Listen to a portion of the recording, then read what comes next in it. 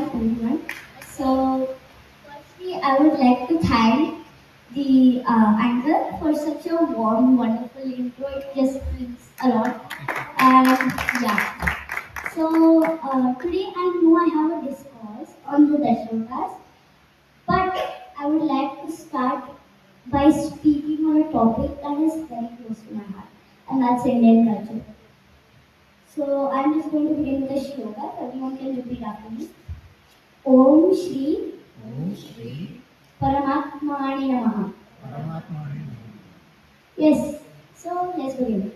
I'll start by telling you all what is culture. अभी culture होता क्या है? Can anyone tell me? Anyone tell me what culture is according to you? No one? Sorry? way of living. Importance of culture. Now I want everyone to close their eyes and just imagine what I'm saying. So everyone close your eyes. Imagine that all of humanity, 8 billion people, is a gigantic banyan tree.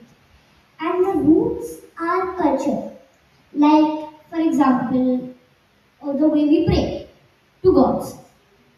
Now just imagine you took all of that culture away. एक छोटा सा wind आया, that tree will fall down entirely. So that is because once you remove culture from our life, you can open your eyes now. Once you remove culture from your life, you may stand strong, but your heart will not be. You will be robotic. You will not have anything to be joyful for. Now I will explain what is culture, why it is important. Next, I am going to talk about Indian culture. Indian culture doesn't teach you how to live. It teaches you how to live meaningfully. It teaches you how to live, thank you. It teaches you how to live with purpose and how to live with like harmony with the cosmos. Because we all know that eventually after we pass away, our soul reaches the Supreme Lord. Indian culture may okay. Does anyone actually think that God is like 50 kilometers in the sky away from us? No. God is within ourselves. We see God in every breath, in every leaf, in every ant. In fact, there was this sage, you could say saint, named Jadabharata, who literally, when holding the king's palanquin, he walked like this. Why? Because he did not want to kill the tiny ants and the worms. So, when you're in Sanatan culture, in Indian culture, every single tiny thing on this earth will become divine for you. We respect nature as God.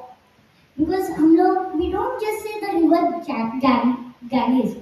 We say Ganga Ma. We don't say earth. We say Prithvi Ma. We add a respectful suffix for everything that we know today.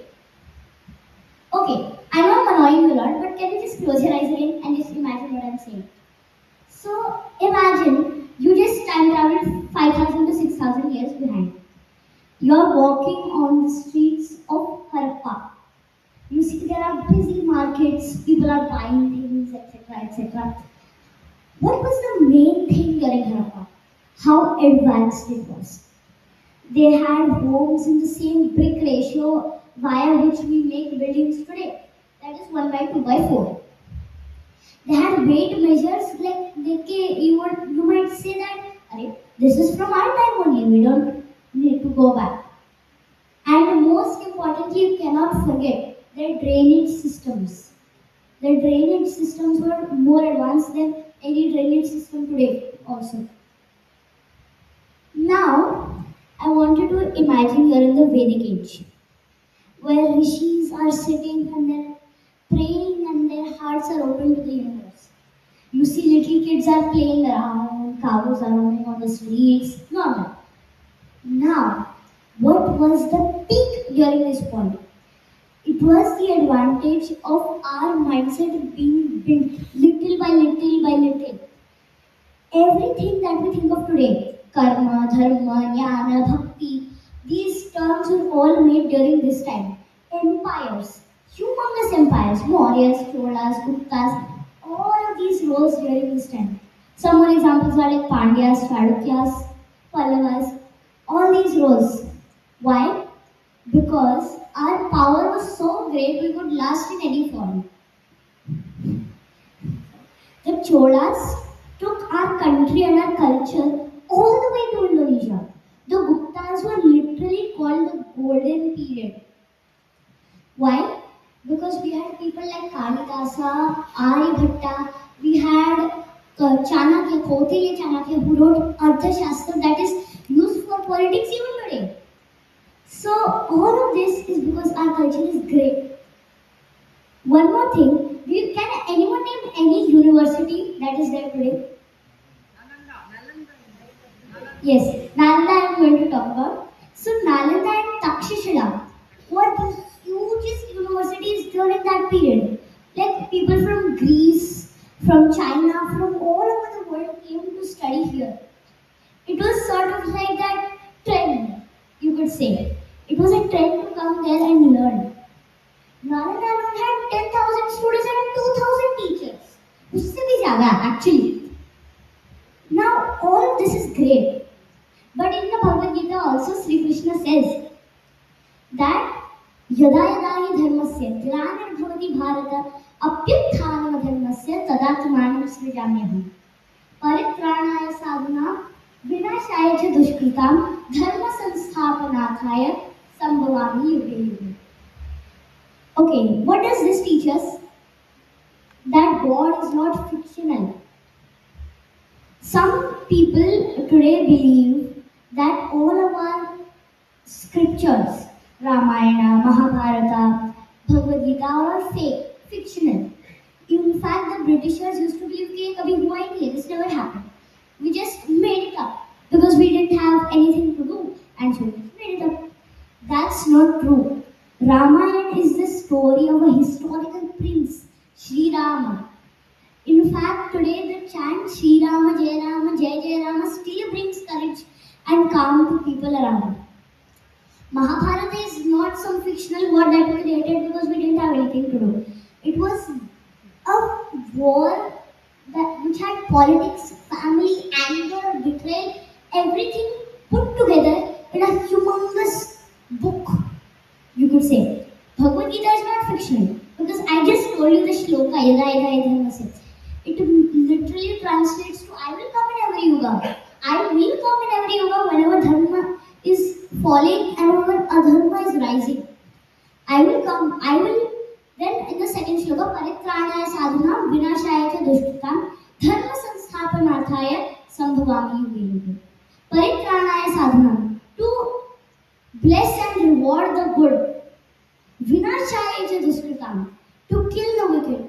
Dharma sansthapanarthaya, to establish dharma. Sambhavami yuge yuge. I will come in every year. This is what Krishna himself declares.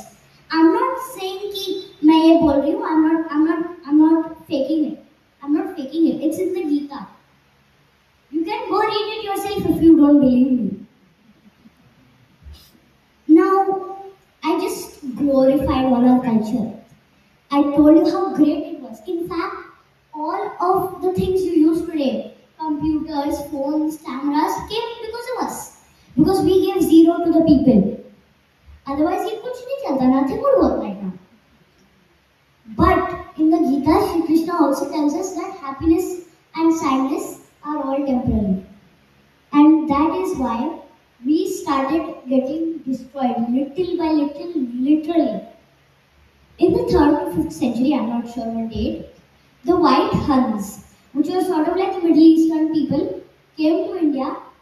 And can anyone guess what they did? Anyone? Sorry? Yeah, that is one thing, but one more thing is they destroyed one of the most valuable things we had. It's not money, neither is it wealth. It was a temple for wisdom, and that is Takshashila. They came to India, they destroyed Takshashila. Then in 1193 CE, Bhaktiar Khilji did the same, but with Nalanda. He set the library on fire and 90 million manuscripts which lasted for centuries gone. In a moment, gone. Arey, Britishers are the worst. They didn't play around with our physical, like our monuments, like the Mughals and the previous invaders did. They played with our mind. They fiddled around with our beliefs. They made us think that all our culture is disgusting, measly, ew factor. In fact, let me tell you one thing. Gurukuls. Does anyone here know what Gurukul is? Anyone? School. Ancient school. Yes. So this was like where a place where you don't learn subjects, you learn life. You learn life from the elders around you. This was great. India was flourishing during when all this I just mentioned above was going on. But when the Britishers came in, Lord Macaulay, one of the Britishers, decided that is enough prosperity for a lifetime, time to destroy. So he replaced our Gurukul system with an exam-based schooling system. He even openly wrote, I want to create a class of people who are Indian in blood but British in thinking. He actually wrote that. So the Britishers made us think that we were disgusting, that we were backward, that we were measly, that we were doing something that happened years ago, even though it was actually the reverse. But don't worry, Sri Krishna tells us, Na hanyate hanyamane sharire. Meaning that the body may die, the body may be completely destroyed, but the soul will never die. It will live on for years and years and years and years and years until the end of time. So that means our monuments will be destroyed. Our physical riches may be plundered, maybe lost to humanity. But the cultural soul will never die. It will never die. It never died, and it is not dying in the present moment. It is still living. But where is it living? Let me tell you. Grandparents are the living libraries of our culture. To kids, if they are watching, to kids right here, if you are present, let me tell you one golden advice. Whatever you do, do not fail to listen to your grandparents. They are the present sort of like, you see no, old movies sort of like, they are old movies for our culture. They will show you, they will teach you, only if you are willing to learn. And I'll tell you that through shloka. Bhagavad Gita 4.34, if I'm not wrong, I don't remember.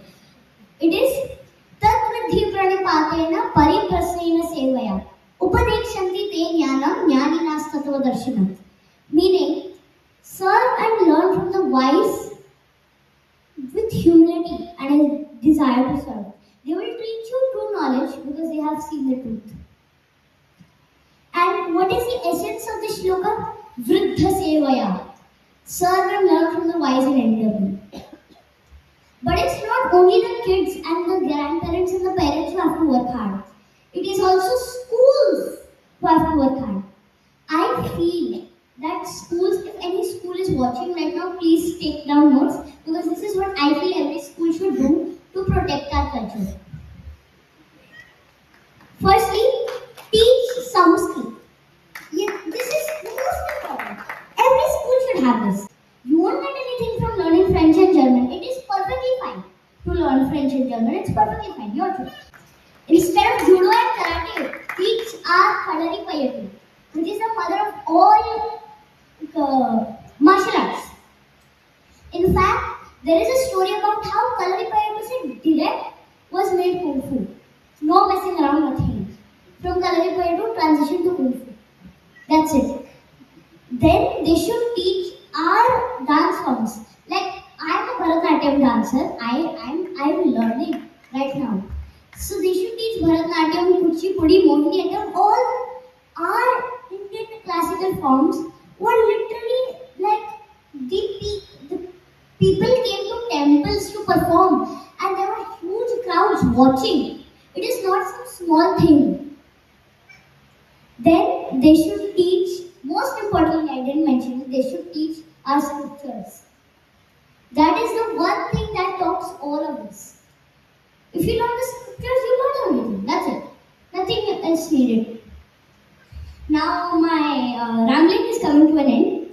I would like to address to my fellow kids, to the fellow ages from 6 to 10 to 12 or even teenagers.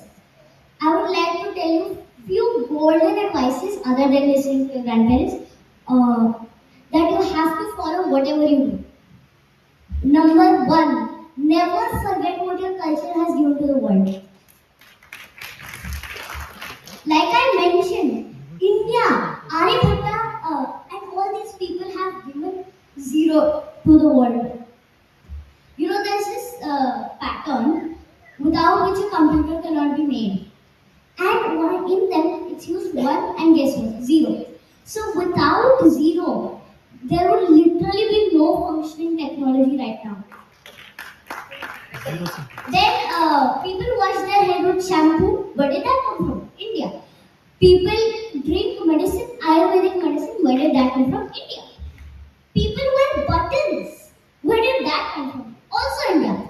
All of the above are from India. They have originated in this land and have enriched the entire world today. Our food, you cannot forget, our food is eaten by literally all over the world. People are literally rambling about how good chicken biryani, all this stuff is. And here, let me tell you something heartbreaking. Here in India, most kids don't even know who Rama is. Most kids don't even know who Krishna is, unless you make the Vedas and the cartoons, of course. But most kids do not even know who our mythological heroes are. No one here knows about, no one like very detailed way. Can anyone tell me what is the story of Shalveshwar? No? The person who stopped the Narasimha, right? Yes. So this Shiva avatar, even I didn't know, I'm admitting, until I read a book. That's it. And all of this, our culture, so beautiful. If we are ignoring it ourselves, how will the world work? It won't. Indian culture has brought peace to the world with just two words: Vasudhaiva Kutumbakam. The entire world is a family, huge joint family, which, if you look at it, is also scientifically backed. That may sound weird, but it is. So, every single thing that happens in our culture is not something we're just doing for fun. It's not a cult. It's doing because it's scientifically backed. Saying namaste, lighting the diya, everything. Eating with hands and basically everything. So, to my kids, to my fellow kids here and the fellow kids who are watching, I would like to say never forget what your culture has done for the world. Your culture has given the world what you're watching through right now. Your phone, your computer, your laptop, whatever it may be. And so I would like everyone, mostly kids, to just say this pledge to you. I am a child of the civilization. I am a child of this civilization. And I pledge, I vow to pass its flame to the future generation. That's it for now. Thank you. Namaste.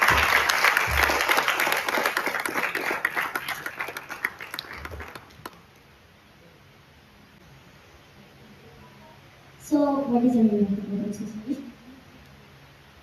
So, this is Nivriti and she will be my host. She's also my good friend. We just met backstage. So, she will be my host for my Dashavtar's podcast. And yeah.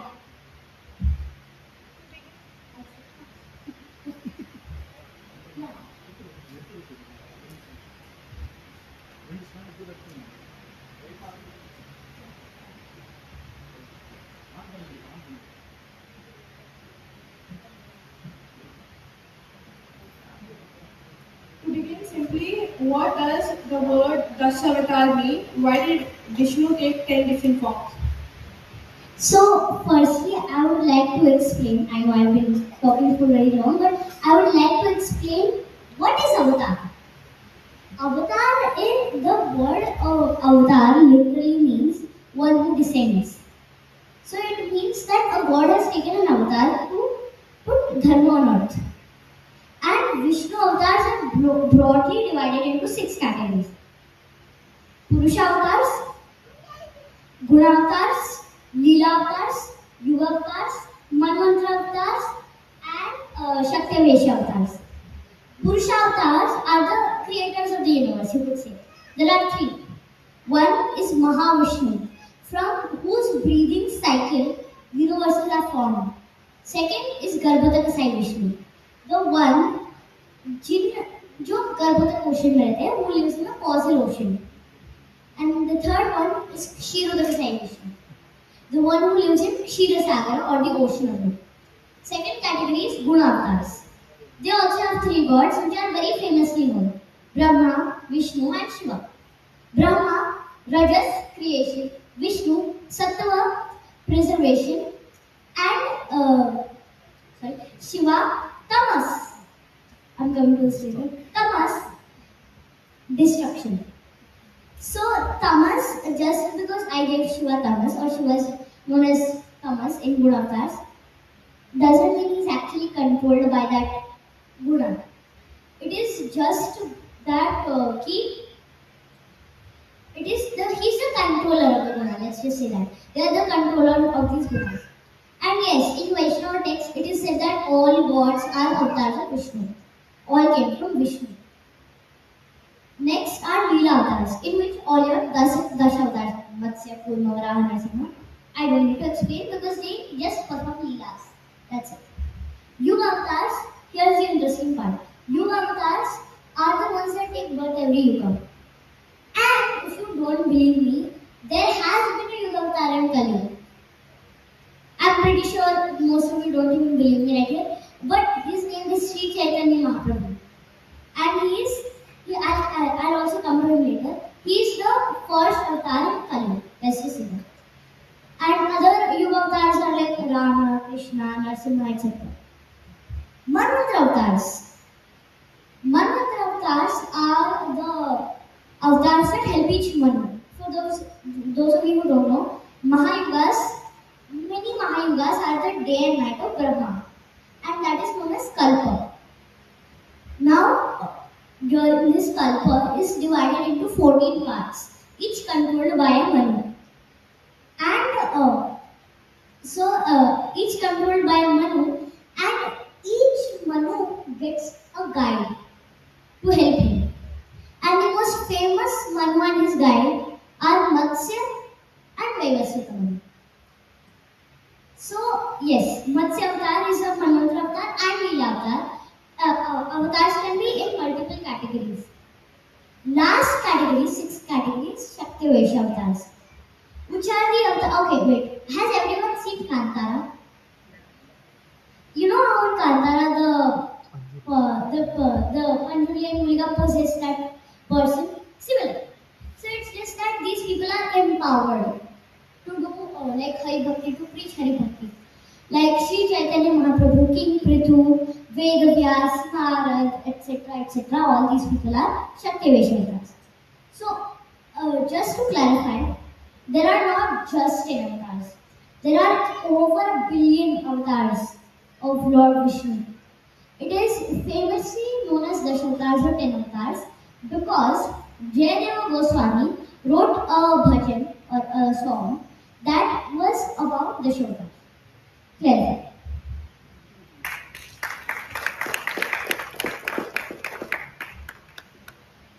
The Varaha avatar lifted earth. Why is this avatar important for understanding protection of nature?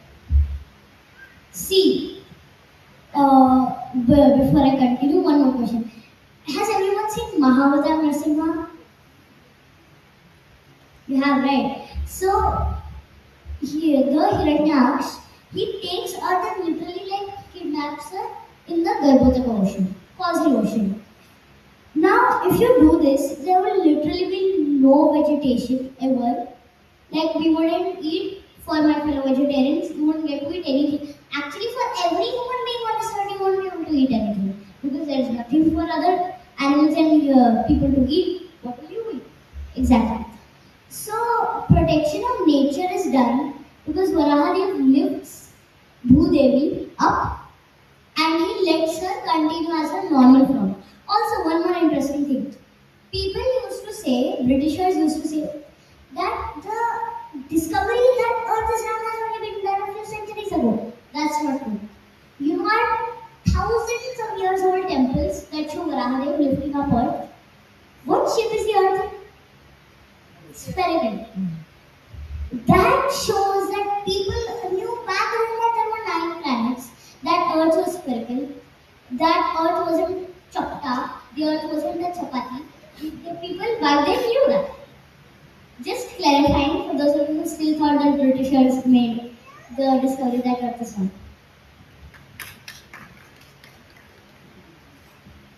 Why do you think every living being or human should read the Bhagavad Gita even once?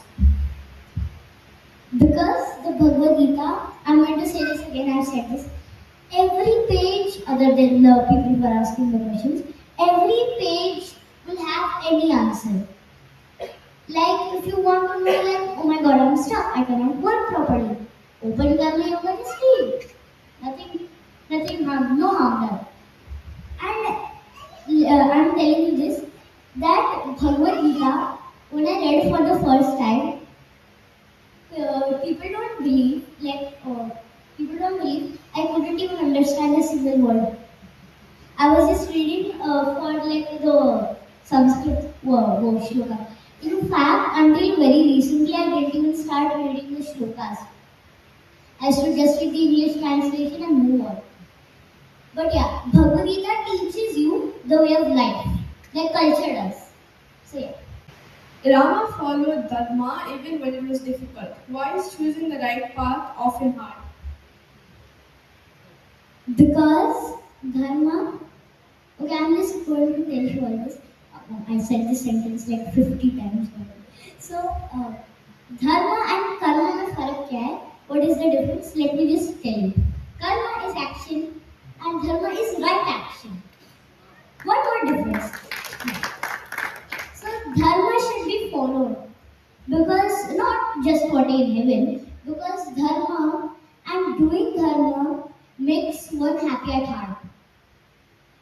Also because it's good for society. There's this part where Sugriv and Vali are fighting, and Lord Rama kills Vali with an arrow from behind a tree. People might say कि ये तो अधर्म है, this is wrong. That's not true. Because although Sri Rama was doing adharma by shooting an arrow from behind a tree, he was following another dharma, Mitra dharma. He had promised Sugriv that by rook or by crook I will kill Vali. So to do that, he just shot an arrow from behind a tree. That's it. Mitra dharma followed, no harm done.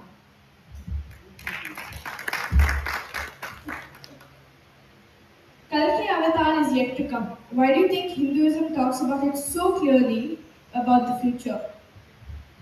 Because you see, scriptures are like me, they cannot hold secrets. So, scriptures will be like, let's give them a hint, and they will hide a hint in plain sight. If you fail to read it, you won't understand. But if you read them thoroughly, you will understand that something कुछ तो चल रहा है, something is going on.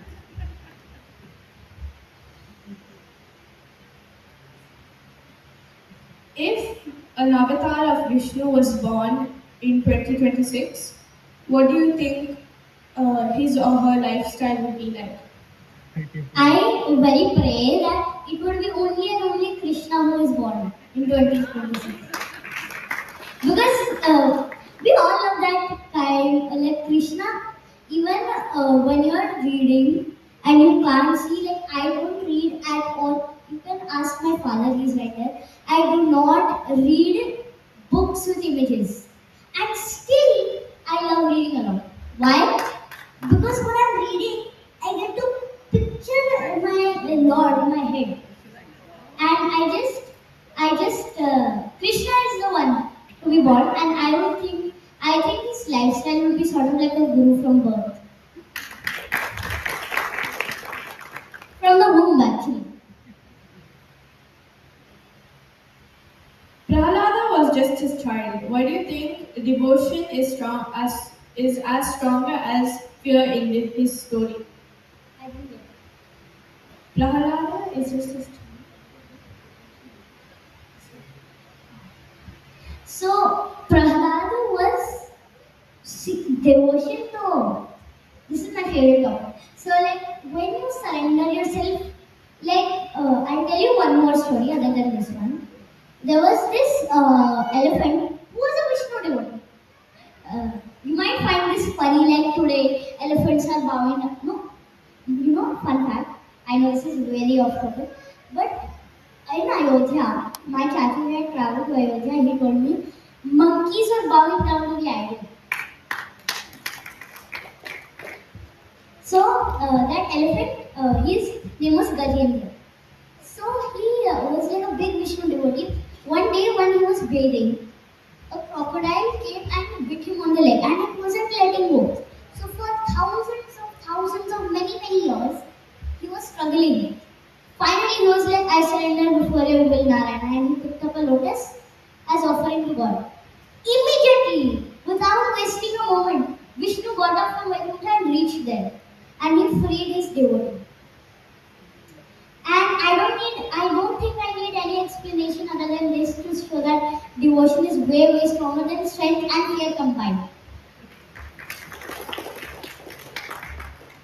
But of course, further explanation is that.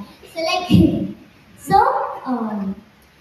devotion to the Lord is like, okay, सब लोग बचपन में थे तो मम्मी के साथ ही खेलते थे, ऐसे होता था ना, like मम्मी से एक मिनट दूर नहीं होना. I'm like that. I'm like that. कि if I'm without a parent for even a second, I get scared. So like it is sort of like devotion only. Quoting Prahlad from Mahakar Narasimha, I am like a child without his mother in a fair, in a huge crowded fair, when I am without you, Narayana. So devotion is like parenthood, you could say. Like the kid is very devoted to the parent. The kid is us, and the parent is Lord Vishnu.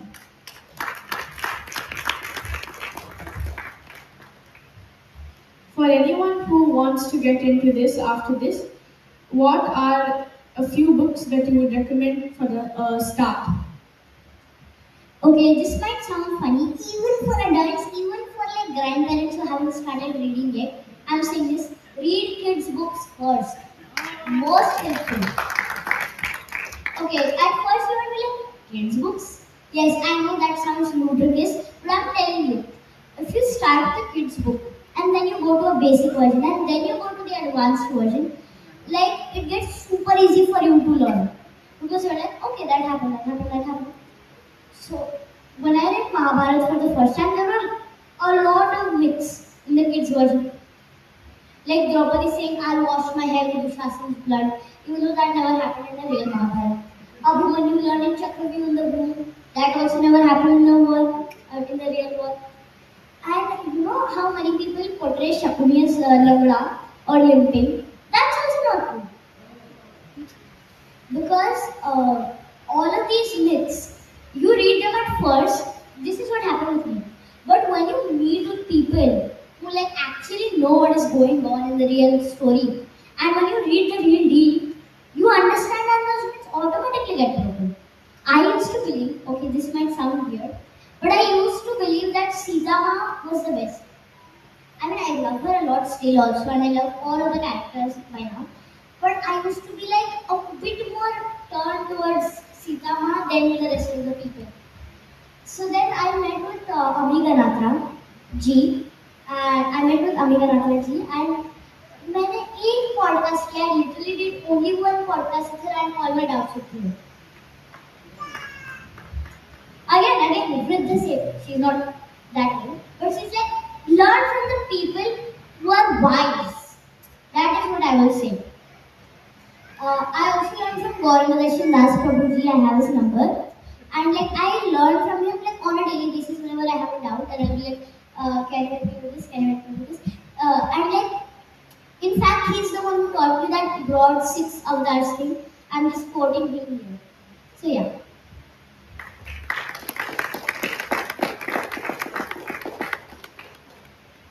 Why do you think kids nowadays do not read about Bhagavad Gita, Mahabharata, and Ramayana? Because from a young age, they are already introduced to so many other things other than the scriptures that they have no interest in learning them by now. That is the issue. No blaming anyone here. So like that is the issue.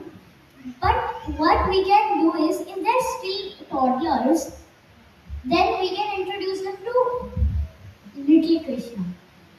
It is that cute cartoonish vibe also, and it's teaching scripture simultaneously. And so like yeah.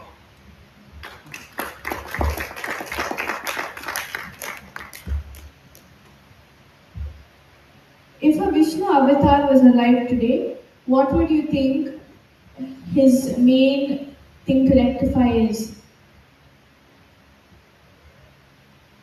There are so many I can't choose. I'm gonna tell them all. So like many people are losing track of dharma. Many people are not reading scriptures. Very very bad. Many people are not reading scriptures. Many people are not learning more. Main and many people are not even having interest to learn more. They just read the basics and like this is enough for me and they go to sleep. No, that's not true. You have to learn the entire thing and then only will you understand. Like I said, hints are in plain sight only if you want to learn them.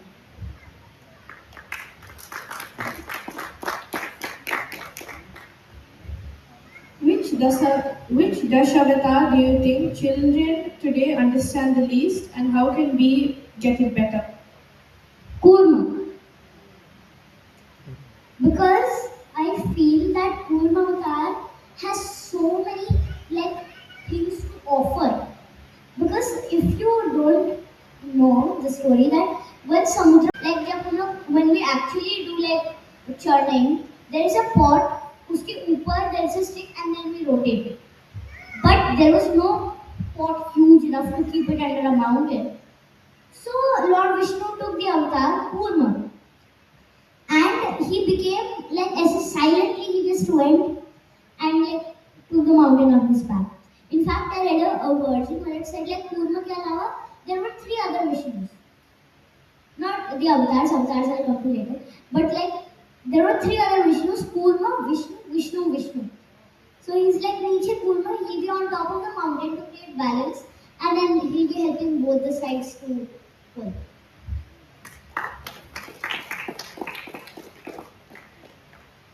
Why do you think people nowadays are very attracted to Kama, Krodha, Mada, Moda, Lodha, and Vatsara?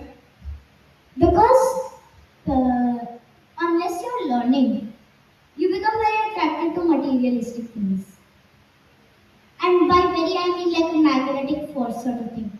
One second, I just missed something in the previous topic. So like, I was explaining there were avatars.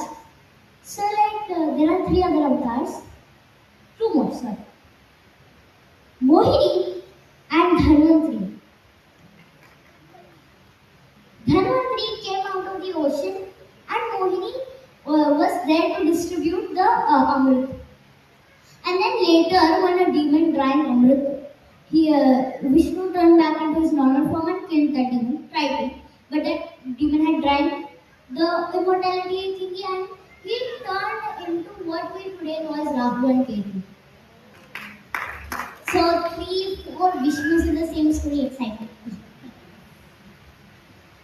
If Dashavatars were taught at school, what do you think they would explain first and why? I think they would first explain Rama for like good behavior, bad behavior sort of thing. Like. So Ramayana would be the first to explain.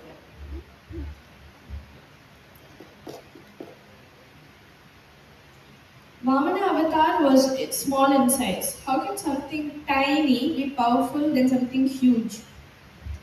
So, for those of you, does everyone here know the story of Vamana or some people do? I'll still explain. So, there was this king called Bali, Mahabali, or let's just call him Mahabali as of now. And he was a Vishnu Bhakt, extreme Vishnu Bhakt, and plus he was very powerful demon king who had taken over heaven completely. Now he was performing a yajna. During that time, Aditi, the mother of the Devas, literally was only surviving on milk and meditating on Narayana. So Lord Narayana came and was like, what? So she was like, I want my children to be freed from Mahabali. Because every mother doesn't want her children to be stuck. Nobody does. So here I'm only talking about mothers, and because like mothers know, I feel like when I was reading about Aditi, actually tears came to my eyes because I felt her pain like कि बचा लो मेरे बच्चे लोग को बचा लो इसी भी करके बचा लो बस बचा लो. So Vishnu was like, okay, I'll take another avatar, but Aditi cut him off. Again, mother's love. So she was like, but I only want my children to free themselves. So what Vishnu did next, every like Vishnu devotee would love. So he was like, I'm going to come as your child. I'm going to come as your child and I will destroy that demon. So your wish is also fulfilled and the thing is also fulfilled. So he came in the form of a dwarf, Vaman. And he walked up to Mahabali. Shukracharya was like, don't tell him anything. Don't do him anything. But Mahabali was very generous. So, firstly, Vaman praised him. Like, just like your God, your forefather, fun fact, I read this. Just like your forefather Prahlad was the embodiment of devotion or the embodiment of generosity. So, like, they were having a conversation, and then Mahabali was like, can I give you something? So, Vaman was like, I only want 3 steps. People looked at his tiny lotus feet and started laughing. इतना छोटा पैर है उनका. So 3 steps, literally it would be like this if he had done it in his human form. So he was like, can I not offer you something more? But Shukracharya cut him off and was like, no. Let him take what he wants. So he grew in size, grew, more big than this building, more big than this entire world.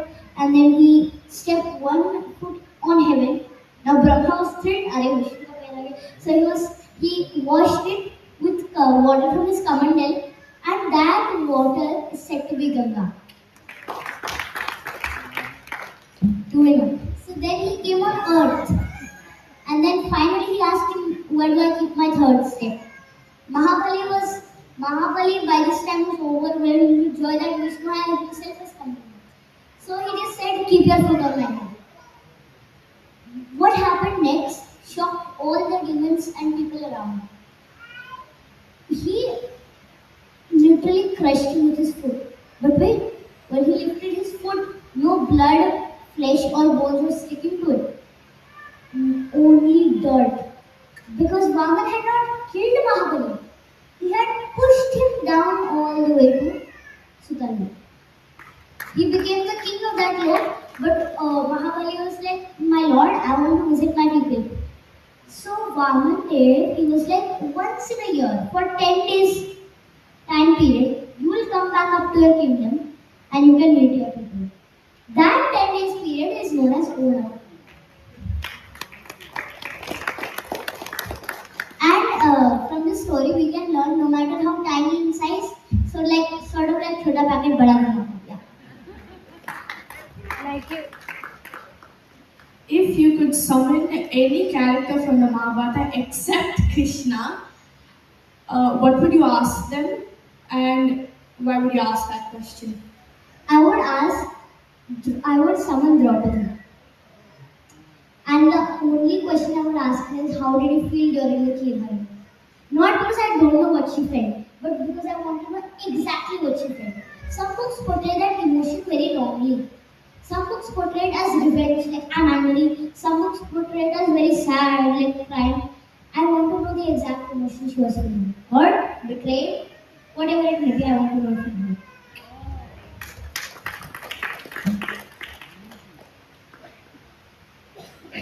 Why is the Kurukshetra war the biggest war that wiped out almost all of civilization? Because the two sides, one literally had almost no touch with half of the world. So they only had like 7 Akshaunis, which is like lakhs and lakhs of people still. But that was tiny compared to how much the Kauravas had. 11 Akshaunis. So together it was like 4.7 lakhs of people. Half of them are dead. Only remainders are the 5 Pandavas, Krishna, and then the rest of them, the rest of the warriors who survived were Yadavas only.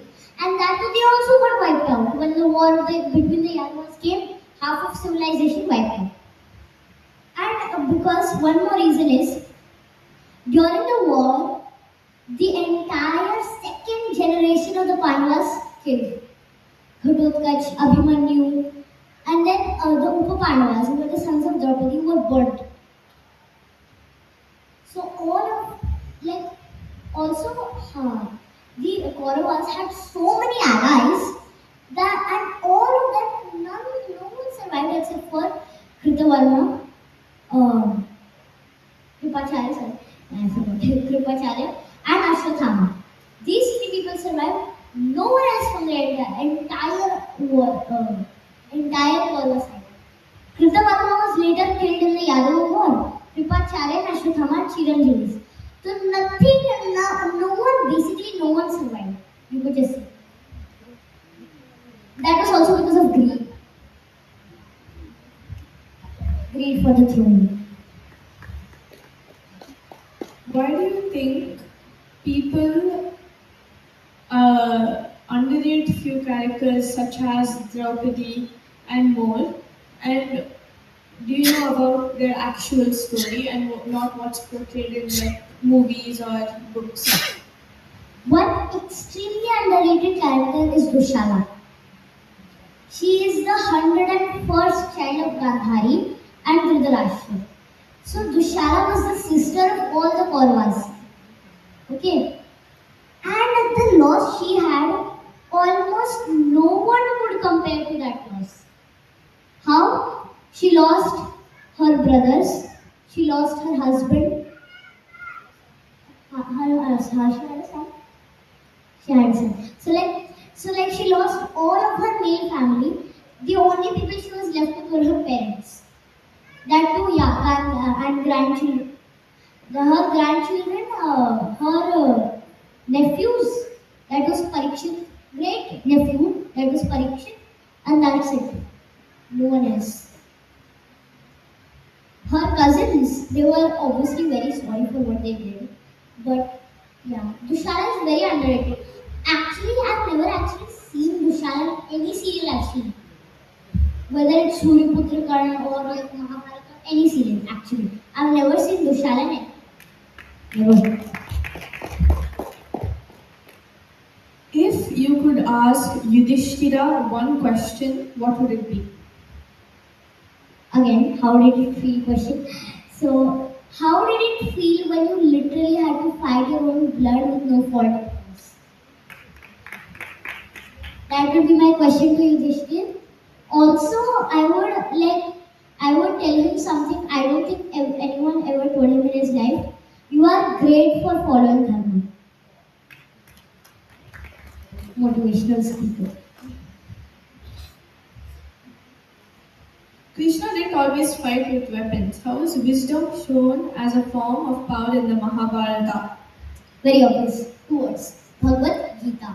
So because of that, the entire war was won only because of one person, and that was Krishna. Also, I was watching a video about all this, and it was by Raz, by Big Brain Mode. was watching and I saw how beautifully they said it. History is written by winners. If the Pandavas had lost, then Shakuni would become Krishna, Krishna would become Shakuni, the Kauravas would become Pandavas, and Pandavas would become Kauravas. That was said on that video, and it was so beautifully portrayed on this thing. Now, for any of the audience that have any questions, Anyone? anybody? Yeah.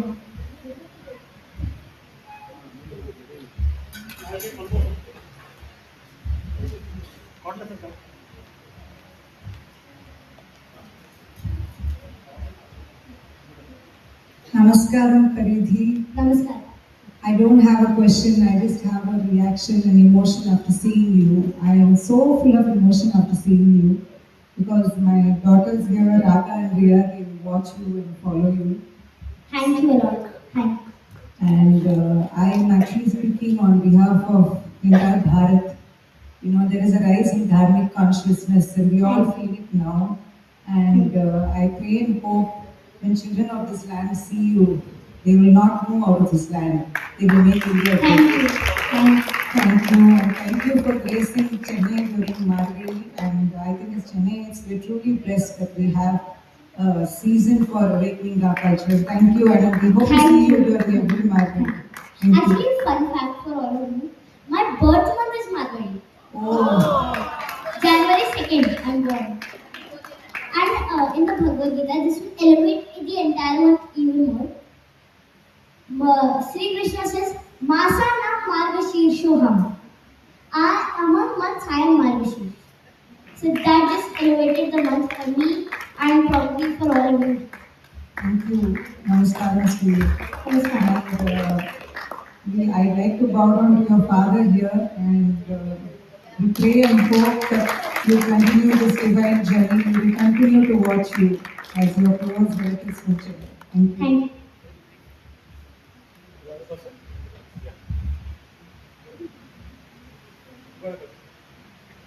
Varaha lifted the earth, but Varaha fighted in the ocean. But the ocean is in the earth. How did he fight in the ocean? I didn't get it. I didn't get it. Varaha lifted the earth, but he fought a demon in the ocean. But the ocean is in the earth. How did he fought in the ocean? See, Varaha is divine. It is said that he lifted the earth and he restored the earth to its full prosperity again. And after he did, he saw that demon. That demon was very angry. So he went to the demon and he fought him and he killed him. That's it. And inside the ocean they fought because he was divine. The demon had magical powers. That's it.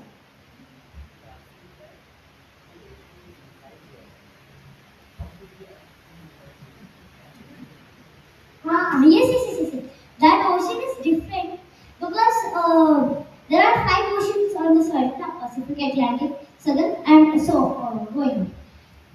Out of those 5 oceans, none of the oceans Varaha lifted the earth from. He lifted it from the Garbhodaka ocean, which is out of earth. It is an ocean made by Narayan himself, and it is the causal ocean, you could say, out of which सब कुछ निकला. That's it.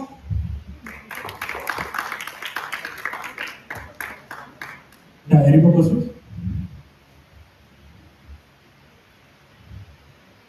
Lots and lots of blessings to you, my dear. And just a point. How do you prove that Krishna is the symbol of Dharma? He is the symbol of Dharma. How can you establish that with a valid point? One point. So we say now that Krishna, technically Krishna is not a symbol of Dharma because he lied during his childhood. Like there is an incident, I read this from Gauramadarshi Dasji's book, 64 Qualities of Krishna, which all of you should read, it's a good book. So, he went to the Gopika's home and he stole the butter. So Gopika was like, "You butter thief, why did you come to my home and stole my butter?" But then the Krishna was like, no, no, no, no, you are the truth. This is my home. At first, it might look like a lie or just a joke, but in actuality, it is true because everything in this world is owned by Krishna, including that one. Then everything it looked like adharma. Like for example, how Krishna hid the sun during that Jadarat episode that happened. It is dharma because if Krishna had not hidden it, the Pandavas wouldn't have won after losing Arjun. They wouldn't have won at all also. The Pandavas wouldn't have won and dharma would not have been established properly. So yes.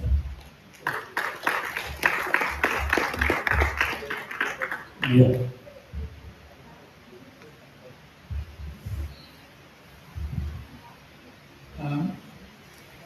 Paridhi, at what age did you read the Bhagavad Gita first? 6, How many times you have read it? 8, 7 or 8. Yeah. But still I didn't remember the whole thing. That's the magnanimity of the Bhagavad Gita. That even if you read it like multiple times, you will not get what it says. Every time you read it, you get a new perspective.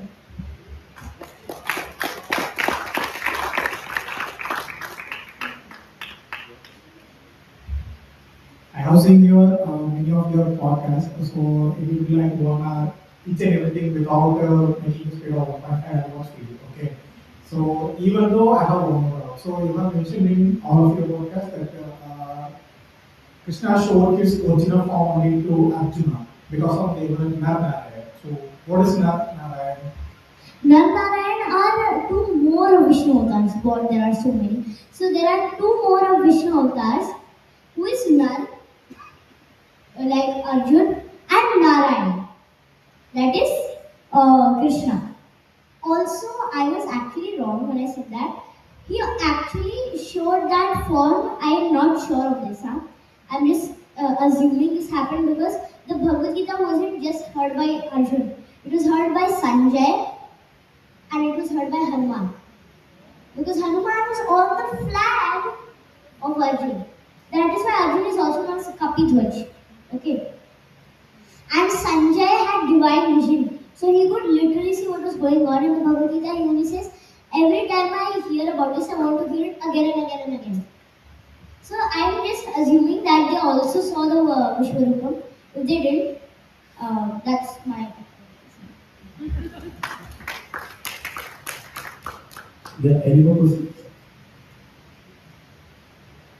Yeah, before I would like to thank Paridhi, I would like to thank Nivriti. She's done a good job.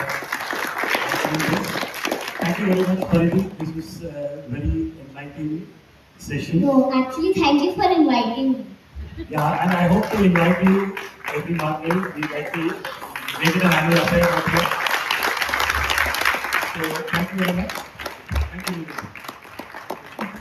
Actually, applause for her. She came in as the host last minute. We just decided backstage that she would be asking the question. So applause for her. Round of applause for her.